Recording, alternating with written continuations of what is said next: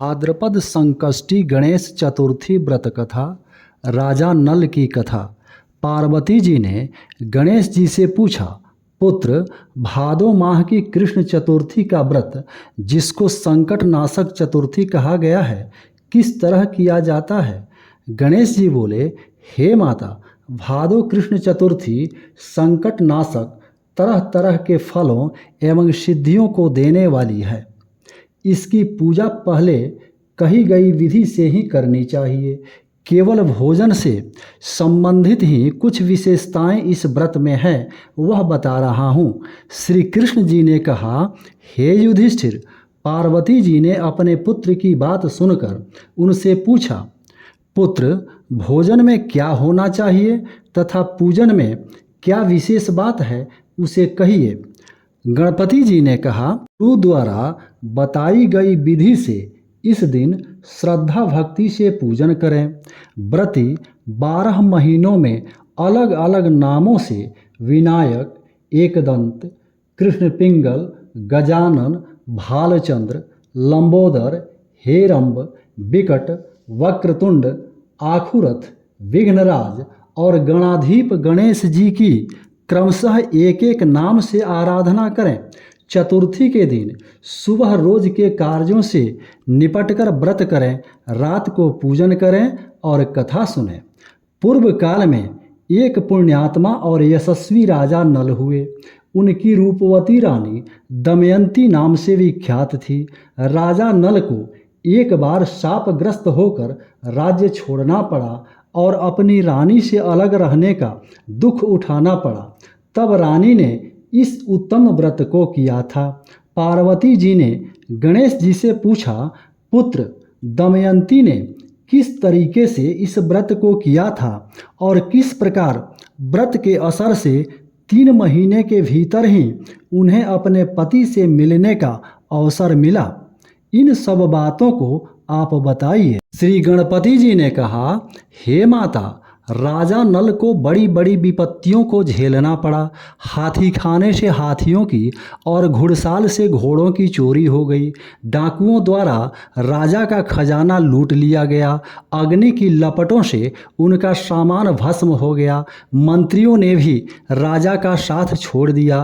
राजा जुए में सब कुछ हार गए।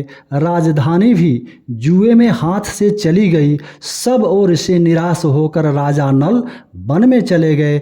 उन्हें वन में दमयंती के साथ बहुत से कष्ट उठाने पड़े। अंत में उनका रानी से वियोग हो गया।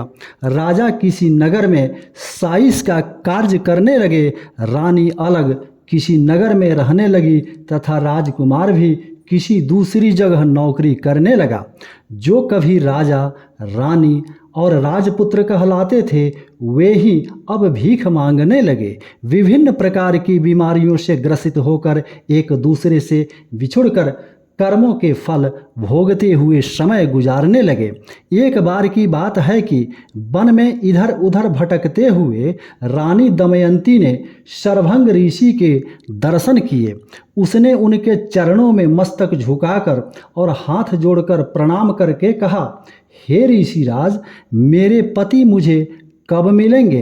किस प्रकार मुझे हाथी घोड़ों से युक्त घनी आबादी वाली नगरी मिलेगी? मेरा भाग्य कब पलटेगा? शरभंग ऋषि ने कहा, दमयंती, मैं तुम्हारे भले की बात बता रहा हूँ, इसे सुनो। इससे दारुण दुख का नाश होता है और यह समस्त प्रकार की इच्छाओं को पूरा करने वाला एवं अच्छे फल को देने वाला है। भाद्रपद मास की कृष्ण चतुर्थी संकट नाशनी कही गई है। इस दिन स्त्री पुरुषों को एकदंत भगवान श्री गणपति जी की आराधना करनी चाहिए। विधि पूर्वक इस व्रत एवं पूजन को करने से ही तुम्हारी समस्त मनोकामनाएं पूर्ण होंगी। 7 माह के भीतर ही तुम्हारे पति तुम्हें मिल जाएंगे। यह बात मैं पूर्ण निश्चय के साथ कह रहा हूँ। शरभंग ऋषि के इन वचनों को सुनकर दमयंती ने भादो माह की संकट नाशनी चतुर्थी व्रत शुरू किया और उसी समय से प्रति माह श्री गणेश जी का पूजन करने लगी।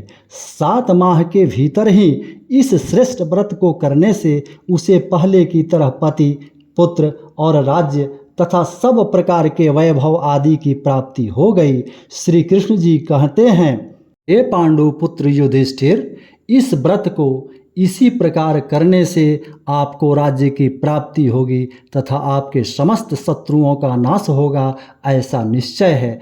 हे राजन, इस तरह मैंने सर्वोत्तम व्रत को बताया है। यह समस्त संकटों का निवारण करेगा और आपके भाग्य की उन्नति करेगा। जय श्री गणेश जी। ओम गंग गणपतये नमः। ओम एकदंताय नमः। ऐसे ही धार्मिक व पौराणिक कथाएं तथा ज्योतिषीय फलादेश जानने व सुनने के लिए इस चैनल को सब्सक्राइब करें तथा बेल आइकन को जरूर दबाएं। जय श्री कृष्ण। राधे राधे।